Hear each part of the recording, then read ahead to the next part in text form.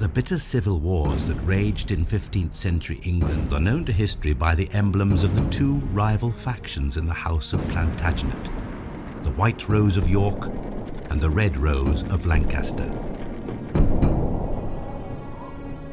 For more than 30 years, these deadly rivals were locked into a struggle for power, a struggle that would witness slaughter amongst the greatest families in England, the death of princes and kings, a struggle that would eventually lead to the bloody field of Bosworth.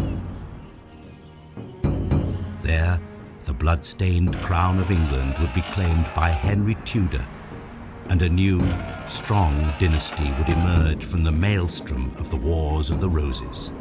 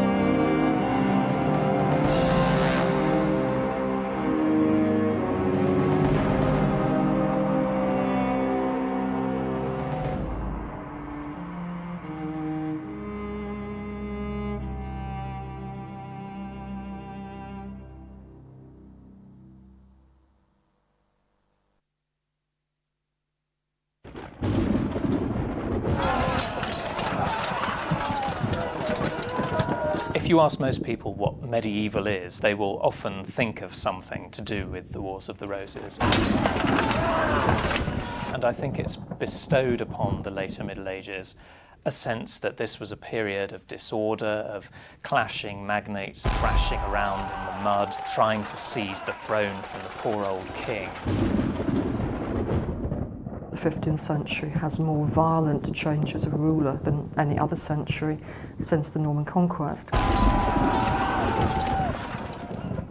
Our image today of the Wars of the Roses is likely to be one of incessant warfare, of nobles only too keen to pick up a sword and charge off to the next battle.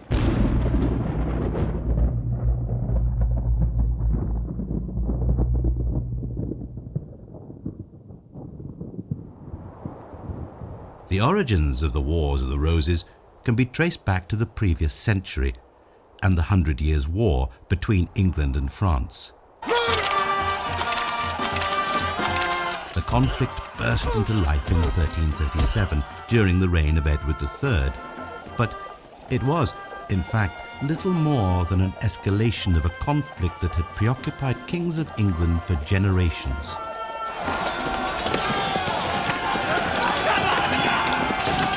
With the French monarchy's ever-increasing strength and confidence, it was predictable that the King of England's position as one of France's chief landholders would come under threat. The 100 Years' War is a war between the English and French for control of France, and it lasts really actually for several hundred years rather than a single 100 years. But it leaves the English king with a series of claims to territory in France and also a claim to the French throne.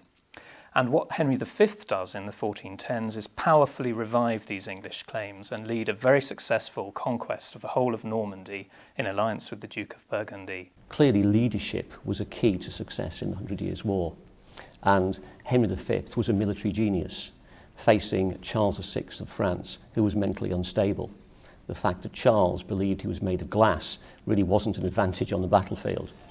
And over the next few years, Henry launched a series of sieges which effectively took control of France, and he was able to force upon the French a treaty which disinherited the French heir, and it meant that Henry and his own heirs would become the kings of France after Charles VI's death. That was complete victory. The treaty, which confirmed the English king's succession to the throne of France, was signed at Troyes in 1420. With the elderly Charles VI of France the only barrier to Henry V's acquisition of the French title, England's territorial gains in France seemed assured.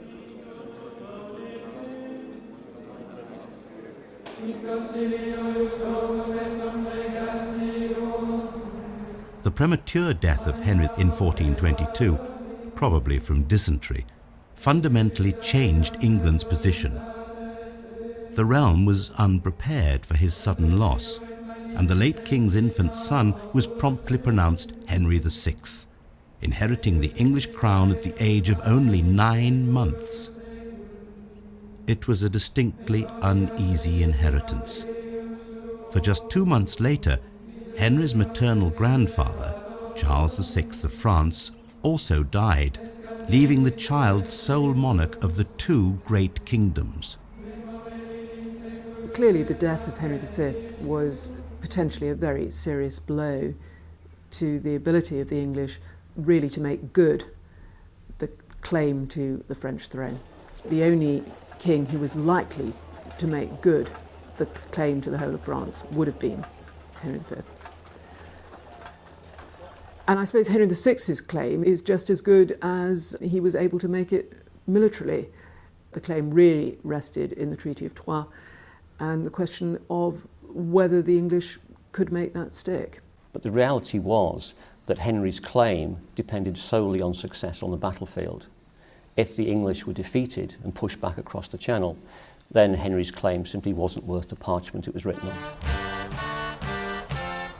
Fortunately for the new king, the war in France continued successfully under the leadership of Henry VI's uncle, John, Duke of Bedford.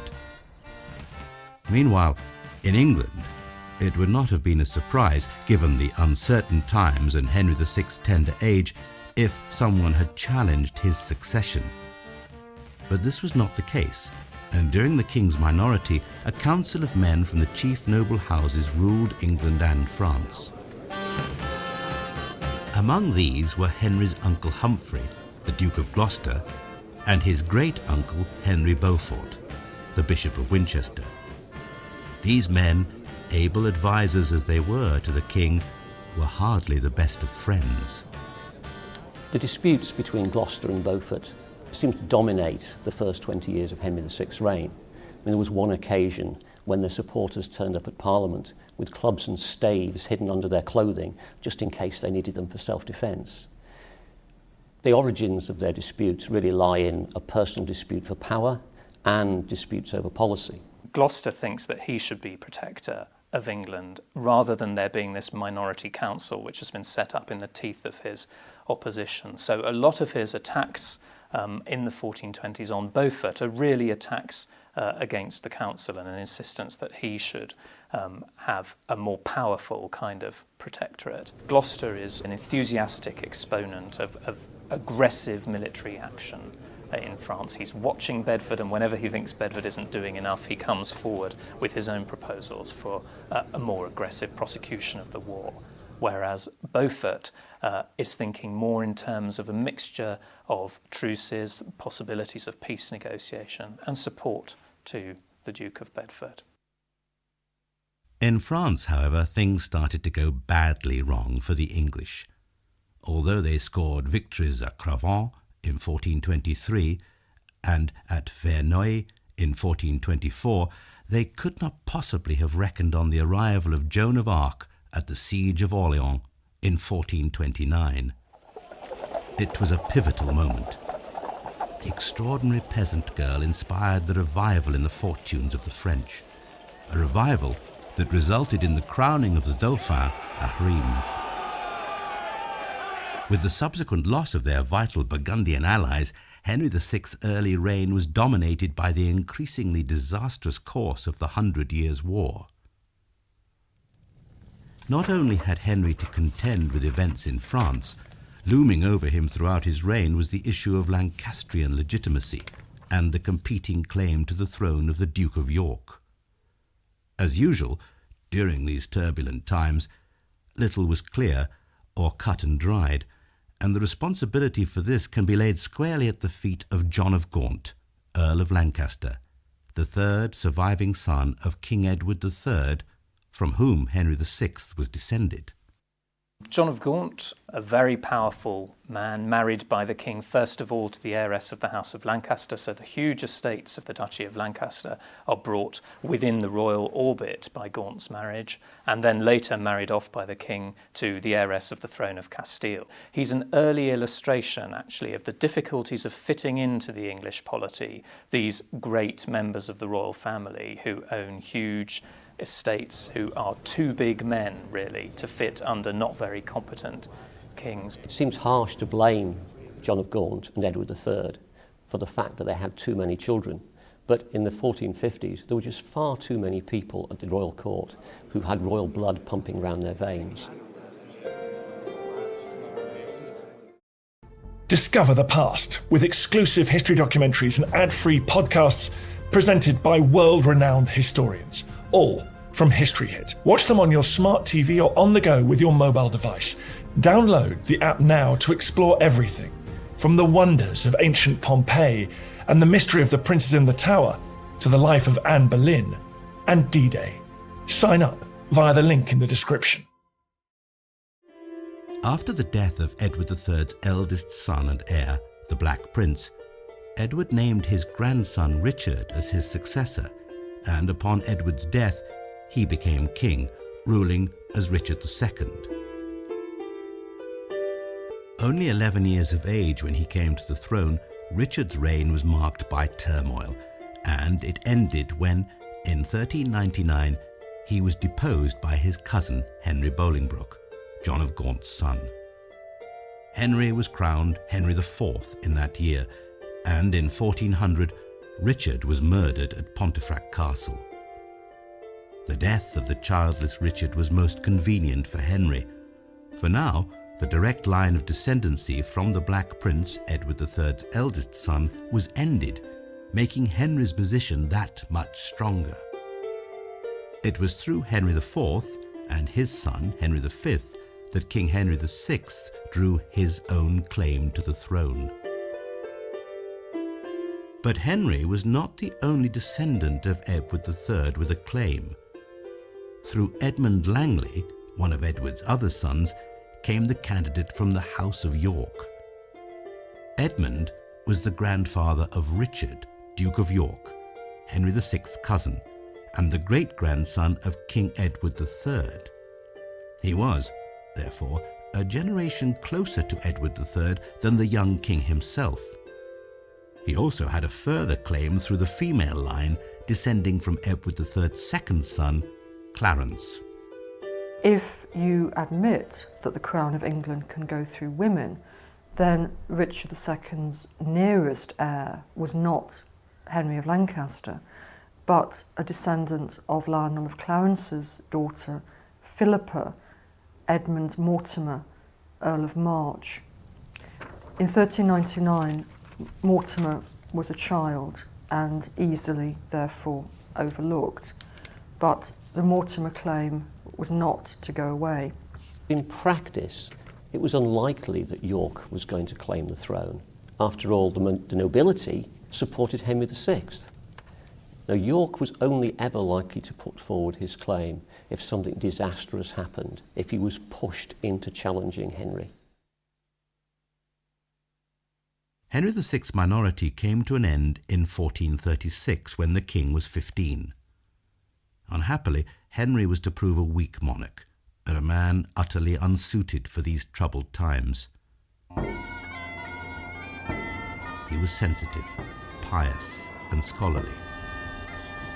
John Blackman, a monk with a personal knowledge of King Henry's court, recorded that the king was travelling through Cripplegate, and he saw over the gate there the quarter of a man on a tall stake, and asked what it was. When told it was the quarter of a traitor who had been false to the king's majesty, he said, "Take it away. I will not have any Christian man so cruelly handled for my sake." And the quarter was moved immediately. Henry VI is a difficult man for us to know much about because he's been coloured in all sorts of different ways. Some have presented him at the time and subsequently as more or less an idiot. Others have presented him as a very pious and saintly figure. And quite often, actually, we find in history fairly idiotic, fairly weak and feeble kings get written up as if they are saintly or monk-like. So whenever we see Henry called by those kinds of terms, I think we might smell the rat of somebody pretty incompetent. If you actually look at what happened to the realm under Henry, rather than going over and over what his character might or might not have been, what you actually see is a complete emptiness at the centre, where you should have the king and the king's will on which the realm depended, that the king would act and would act positively to make his government work. There seems to be a complete void. Great historian of this period, K.B. Macfarlane, said that Henry VI went from first to second childhood without the usual interval, and that really sums it up quite nicely.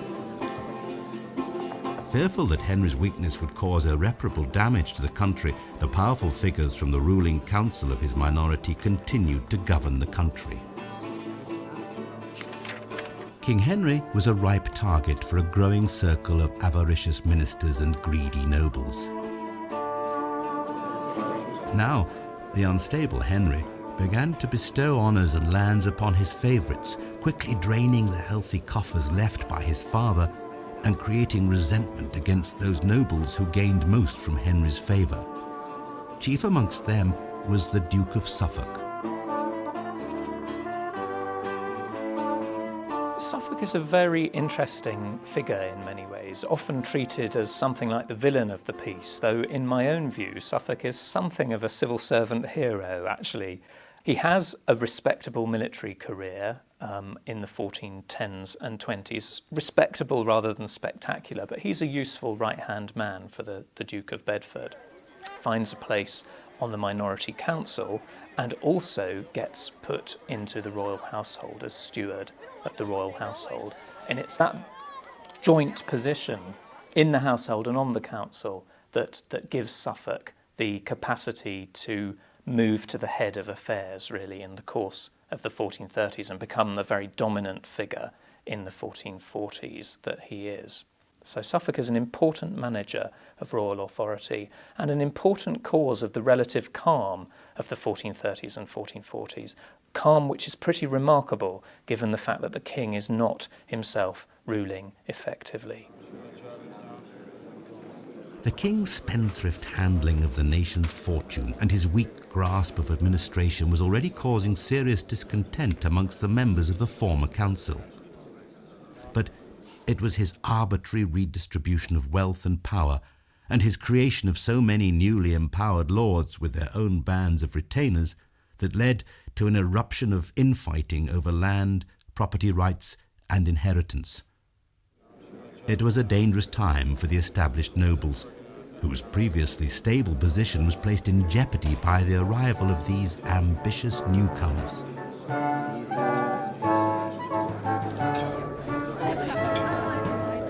In 1445, Henry VI married the 15-year-old Margaret of Anjou, a princess from Valois, who would soon grow into a woman to be reckoned with. Henry VI's wife, Margaret of Anjou, from the outset, in English eyes, had two major disadvantages. One is that she was foreign, and specifically French, who were regarded, of course, as the ancient enemy. And the other was that her marriage to Henry brought the country no financial advantage. On the contrary, the marriage and the attendant festivities were extremely expensive, and since Henry's reign by this time was virtually bankrupt, this was not a good start. The marriage between Henry and Margaret, the King of France's niece, was part of a treaty agreed with the French at Tours in 1444 by de la Pole, the Duke of Suffolk. The Duke of Gloucester was mortified. War was the only way in which the country would regain what was hers, he argued. Gloucester was swiftly silenced, and his hawkish views saw him isolated from the rest of the royal household. With the support of the Queen, de la Pole had Gloucester arrested for treason in 1447. Although he needn't have bothered, Gloucester died in distinctly mysterious circumstances soon after. His death, therefore, made him one of the few members of the royal household exempt from responsibility for the political disasters that followed, and the Duke of Gloucester would later become something of an icon for the Yorkist cause. Gloucester is almost certainly murdered. Some chroniclers say that he's murdered with a red-hot spit in the fundament. Other chroniclers say that he's pressed to death between feather beds. But what these are attempts to explain a murder that leaves no obvious mark on the publicly displayed parts of a body. The story that Gloucester had been murdered swiftly spread, along with the myth of the good Duke of Gloucester, the man who'd stood valiantly against a clique of ambitious courtiers, the man who'd defended the reputation, the legacy of his brother Henry V. Unfortunately for that myth, we now know that actually it was Gloucester who was politically isolated. The rest of the nobility were behind Suffolk, even the Duke of York, who was the one who made the most use of the Gloucester myth in later years. England's hold on France had loosened even further as the result of a massive error of judgment by Henry. Richard, Duke of York, despite his impressive military record fighting the French, was sent to Ireland as Lord Lieutenant. Henry transferred the role of English commander in France to his inept favourite and York's great rival, Edmund Beaufort, Duke of Somerset. Somerset was yet another noble with a distant claim to the throne owing to his relationship to John of Gaunt. In Somerset's case, through Gaunt's third wife, Catherine Swynford, and the Beaufort line. The Beauforts were the illegitimate offspring of Gaunt, who had been legitimised by Henry IV on condition that they would not lay claim to the crown. This piece of legislation could easily be reversed, and with Henry VI still childless and Somerset in favour, York's position as heir apparent might not be guaranteed.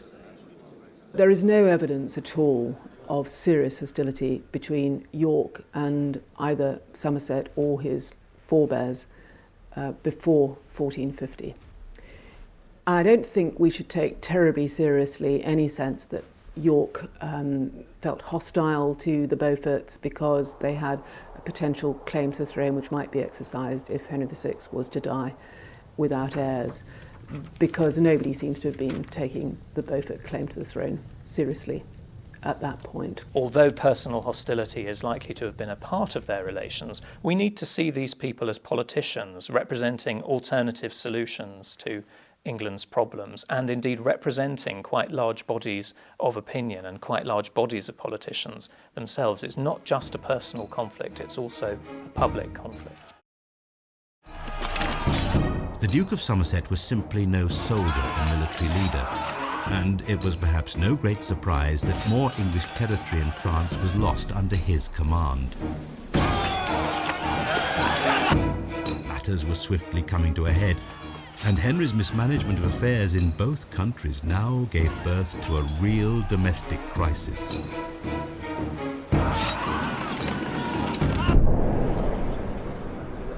In 1449, a parliament was summoned to investigate the parlous state of affairs. The English people demanded to know why the war with France, which had cost them so dearly in taxes, had been so disastrously mismanaged. Increasing instances of abuses of the law, particularly by the newly established feudal lords and their retainers, was also causing enormous public outcry. Blame had to be apportioned somewhere, and it was the Duke of Suffolk who provided an attractively high-profile scapegoat for the ills of the country. The Parliament blamed Suffolk for the catastrophic loss of France, and in 1450, he was formally impeached. Suffolk was accused of having made a treacherous peace with France under the influence of Henry's French queen, and of surrendering the territories of Anjou and Maine. Sent into exile by the king for his own safety, Suffolk was waylaid en route to France and was murdered at sea, summarily executed with a rusty sword. It seemed that ordinary people throughout the land were looking to the Duke of York for salvation. Posted in Ireland, York was, at least, blameless for the fresh French disasters of 1450, news of which mortified the kingdom. Normandy had been lost. Few can have been unaware that it was the loss of this important duchy that had spurred King John's barons into revolt over 200 years before.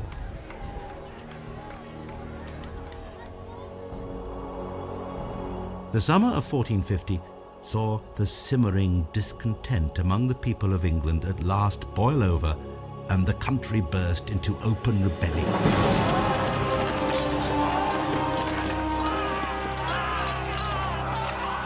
At the head of the revolt was an Irishman named Jack Cade.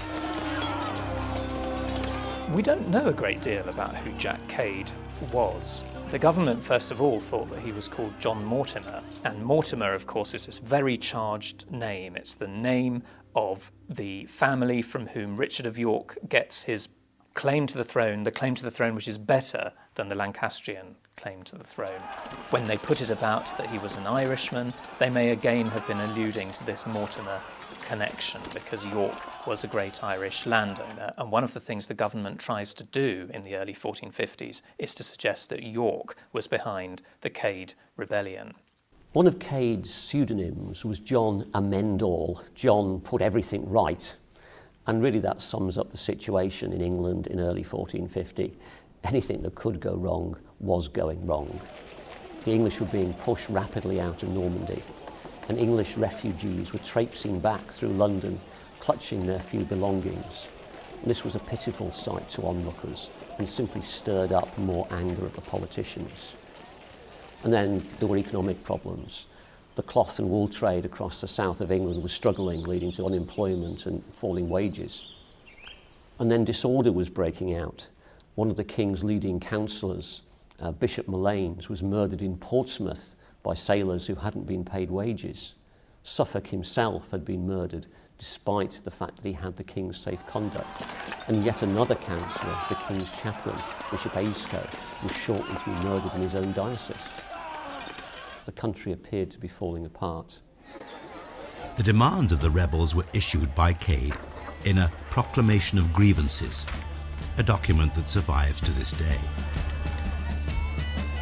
These be the points, cause, and mischiefs of gathering and assembling of us, the king's liege men of Kent. We say our sovereign lord may understand that his false counsel has lost its law, his merchandise is lost, his common people is destroyed, the sea is lost, France is lost.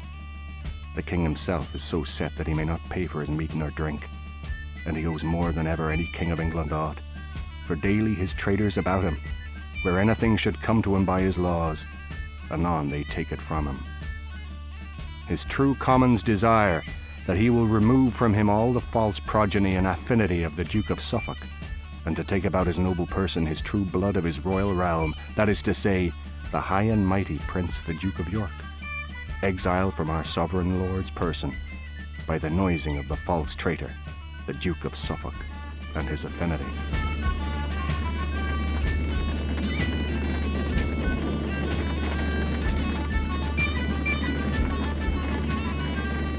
If Cade's demands were couched in the language of reason, the lengths to which he was prepared to go to achieve them were not. The uprising became increasingly violent. Cade's rebels occupied the Guildhall in London and freed the prisoners in the Marshalsea and King's Bench jails. They looted private houses and shops to the terror of the London merchants who had suffered enough from the recent demise in foreign trade. Finally, Cade's men besieged the Tower of London itself and dragged Lord Say, the king's treasurer, out from within its walls. The unfortunate Say was murdered along with William Cromer, the Sheriff of Kent. It was recorded that they took Say to Cheapside, and there smote off his head. The same day Cromer was beheaded in Mile End. Afterwards, they brought their heads on poles and placed their heads together, making them seem to kiss each other. Initially, there was great support for the demands of Cade's rebels. People sympathised with their objectives. There were even those in the king's army who sympathised, and that forced the king to leave London and retreat. But once the rebels were in London, once they'd embarked upon their looting and executions, then the tide turned against them. The Londoners brought together their own force, and in a pitched midnight battle, presumably fought by torchlight along London Bridge, they kicked out the rebels, slamming the gates on them with great relief. And it was the Londoners who put an end to Cade's rebellion, not the king. With the rebels ousted from London, the revolt was finally ended by royal promises of reforms and free pardons, which, probably to no one's great surprise, turned out to be false. Jack Cade, the architect of the outbreak of public anarchy, attempted to escape to the south coast, but he was hunted down and killed during a skirmish in a garden near Heathfield in Sussex. Cade's rebellion turned out to be a major scare for the government of England and a damning indictment of the king's rule. With Suffolk gone and the king as incompetent as ever, a new councillor-in-chief was needed. The MPs of the Commons echoed Cade's rebels and called for the Duke of York to return to England and deal with the troubles of the realm. York delayed and remained in Ireland, possibly trying to distance himself from the recent revolt. Somerset seized his chance. Somerset, having been in command when Normandy is lost, came back, found the court in disarray, the attack on Suffolk, the country in disarray, picked up the pieces and got some kind of semblance of government going. Meantime, York came back from Ireland and decided that he was the person who would sort the country out.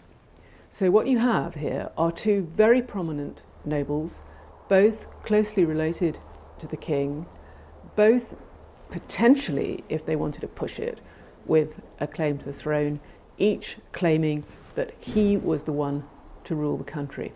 And from that point onwards, neither of them could back down. York clearly hoped to establish himself as Henry's principal counsellor in the wake of Cade's rebellion, but he left it too late. By the time he returned from Ireland in the autumn of 1450, the role had been filled by Somerset. York may have had popular support, in London at least, but he had little amongst the nobility. In the wake of Cade's rebellion, the nobility wished to put loyalty and unity first, and it was York who appeared to be threatening that unity. The winter of 1450 witnessed the Duke of York's attempts to remove the king's advisors.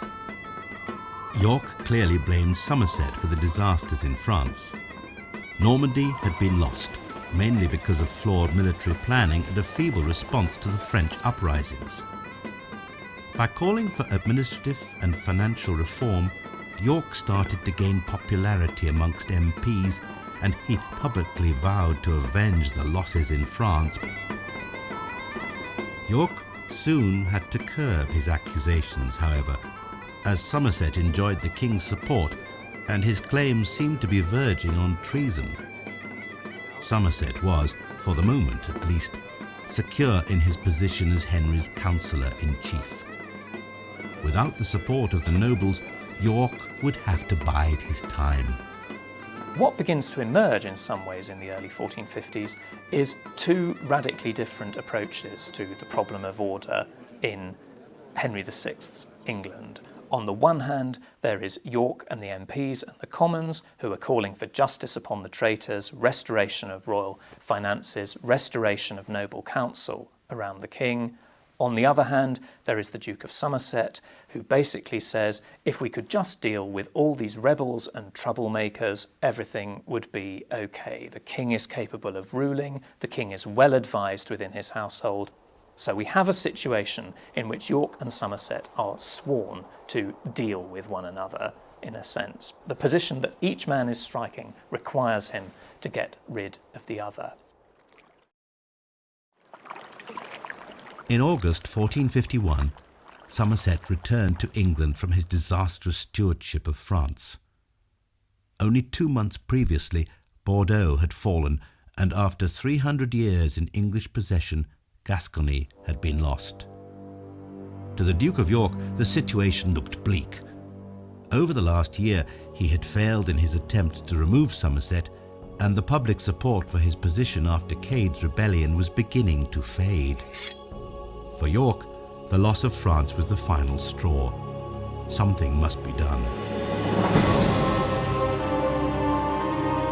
In February 1452, after deciding that force might succeed where diplomacy had failed, Richard, Duke of York, put himself at the head of an open rebellion. York took an army right across the country down into Kent to threaten the king and hopefully remove Somerset from power. But he simply didn't have enough support. There were only 2 nobles on his side. The rest stood resolutely behind the king, even the Nevilles, who in a short time were going to be York's allies. York doesn't get the big burst of popular support that he may have been counting on, and then he stops looking like a popular leader, the man of the common weal, and begins to look rather more like a shabby magnate trying to rouse the rabble to support his own policy. So York is really thoroughly defeated. York had behaved rashly in 1452, and the result was that he was now politically isolated. Nobody wanted to ally with him for fear of the taint of treason being attached to them. After the failure of the rebellion, the Duke of York was released, but only after having suffered the humiliation of being made to swear an oath of loyalty to the king at St Paul's in London. Despite his best efforts, both diplomatic and military, the Duke was no nearer achieving his aims, and the experience seems to have exhausted him. For the next year and a half he laid low, a brooding presence on the sidelines of English politics.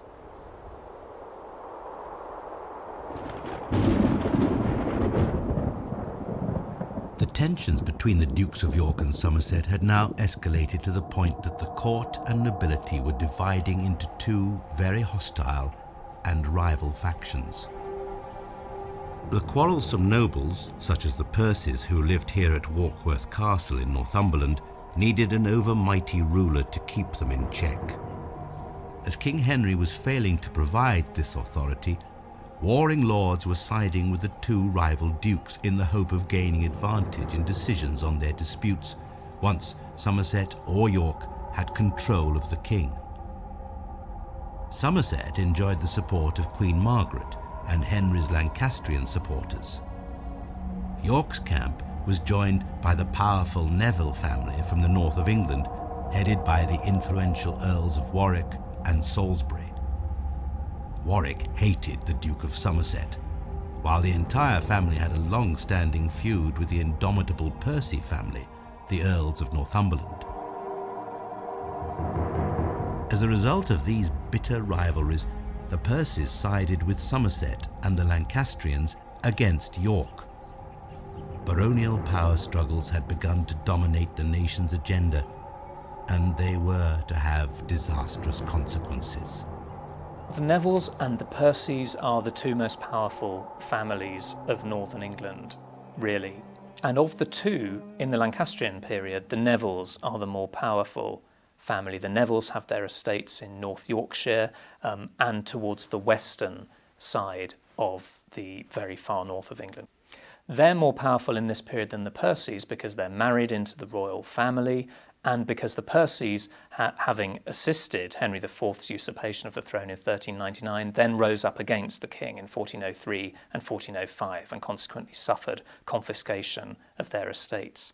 The Percys, who are the Earls of Northumberland and have major landholdings on the eastern side of the northern border with Scotland, have won their way back to a degree of acceptance, particularly under Henry V, but they're slightly the second-rank family. There was no major sign of hostility between the families until the summer of 1453, and then it was a wedding, as it so often is with families, that caused the trouble. Thanks to this marriage, the Nevilles were about to gain control of lands which formerly had been Percy territory. This seems to have set off Lord Egremont, a younger son of the Percy family, and he attacked the wedding party on its return home. This piece of private warfare began the hostility between the Nevilles and the Percys that came to dominate so much of the Civil War over the succeeding years. While local feuds and lawlessness spread throughout England, on the other side of the Channel, there was a sudden upswing in English fortunes. Bordeaux was recaptured, and the news came that the Queen was expecting her first child. But as so often in the saga of the Wars of the Roses, good news was soon followed by bad tidings. In July 1453, the English were overwhelmed and defeated at the Battle of Castillon in Gascony. Bordeaux fell a second time into French hands, this time for good, and the 100 Years' War effectively drew to a close. For England, it was a deeply ignominious end to a conflict that had seen the highs of Crécy and Agincourt, and in August, the king became insane. Henry's madness may have been brought about by learning of the massive defeat at Castillon in Gascony. But in fact, immediately beforehand, we get the closest to active ruling that you find from the adult Henry VI. This looks to me very much like Somerset taking the king around the country to make it look like active ruling. But whichever it was, it seems completely to have worn him out and finished him off. He falls into a kind of stupor. He can't move, he can't speak, he has to be carried around. Somerset decides to keep on business as usual, to behave as if the king is absolutely fine. But it doesn't work this time, because the king is well and truly mad. He's not just uninterested in government.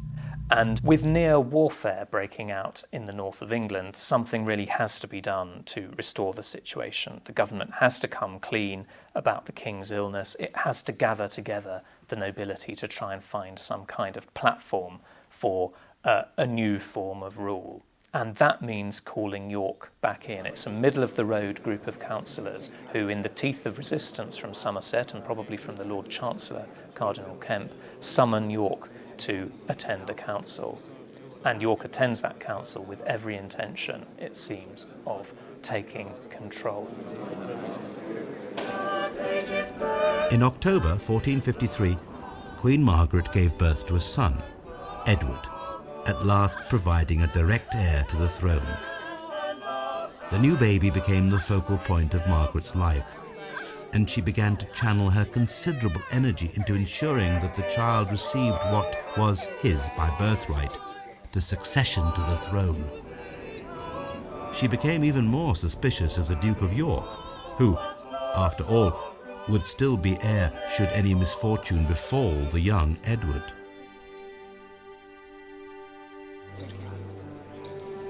Meanwhile, in November 1453, Somerset's politicking and ruthless accumulation of wealth caught up with him.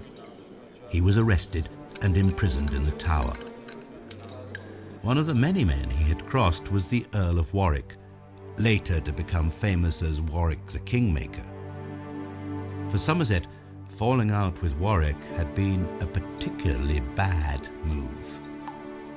One reason why York is able to get his way on getting rid of Somerset is not only the fact that the Lords, I think, have lost confidence in Somerset's capacity to run the show, but also the hostility of the Nevilles towards Somerset, part of which seems to relate to Somerset's attempt to gain control of the Lordship of Glamorgan in South Wales, which is regarded by the Earl of Warwick as his own property and his own sphere of interest. The Neville's support for York against Somerset was a classic case of my enemy's enemy is my friend. York's newfound power gave the Nevilles the chance to win their own battles, firstly against Somerset and also against the Percys. Even from within the confines of the Tower, Somerset continued to plot, adding to the atmosphere of tension and uncertainty at court. In March 1454, the council reluctantly appointed York as protector, and for the following 9 months he ruled England as king in all but name. As protector, York is in many ways quite effective, actually. He delivers somewhat biased justice in the north of England, mainly in favour of the Nevilles and against the interests of the Percys, but in doing that, he's fairly typical of the way the north has been ruled in the past.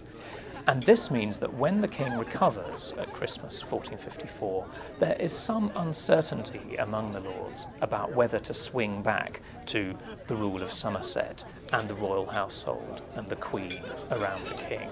There's quite a lot more sympathy, I think, for York and the Nevilles, although their bitter enemies, the Percys, are probably calling for action against them behind the scenes.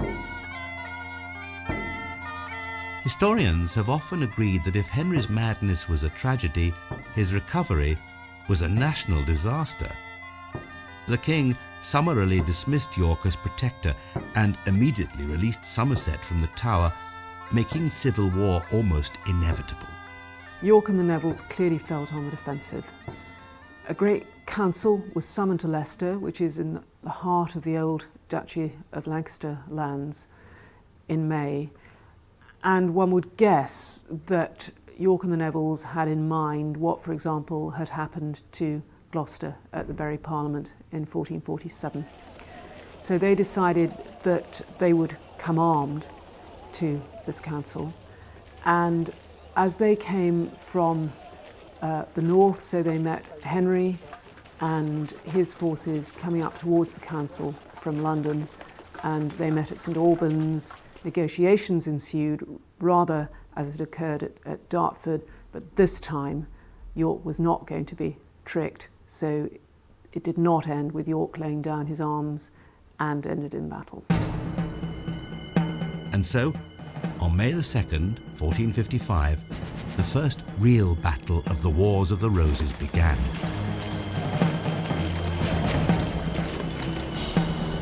Inside the town of St Albans, King Henry VI and his household waited as the Lancastrian army fought to hold off the attacks by the Yorkist forces. At first all went well as the Yorkist troops struggled to break through the narrow streets. Tightly packed together, they were easy prey for the Lancastrian archers. It was the Earl of Warwick who, seeing the futility of further attacks through the lanes, signalled a change of tactics and made an assault through the back of the houses.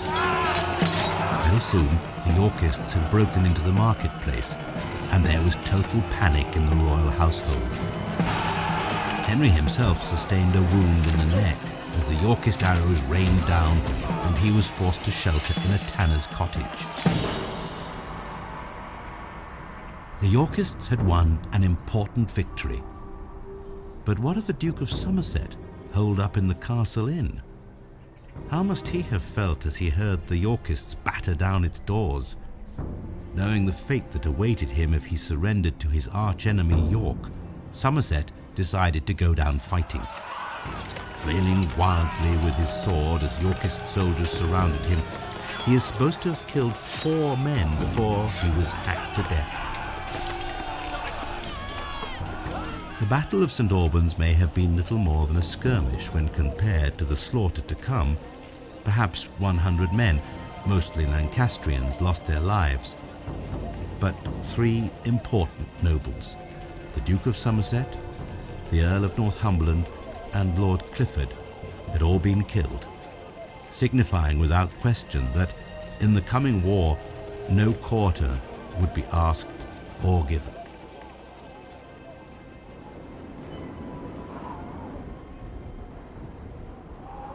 Henry was made a prisoner of the Duke of York. With his arch-rival, the Duke of Somerset, dead, the kingdom lay within York's grasp, and everything depended upon how he played his next move. And although many hoped the crisis in royal government had finally been resolved, 30 years of bitterness, rancour, and bloodshed lay ahead for England.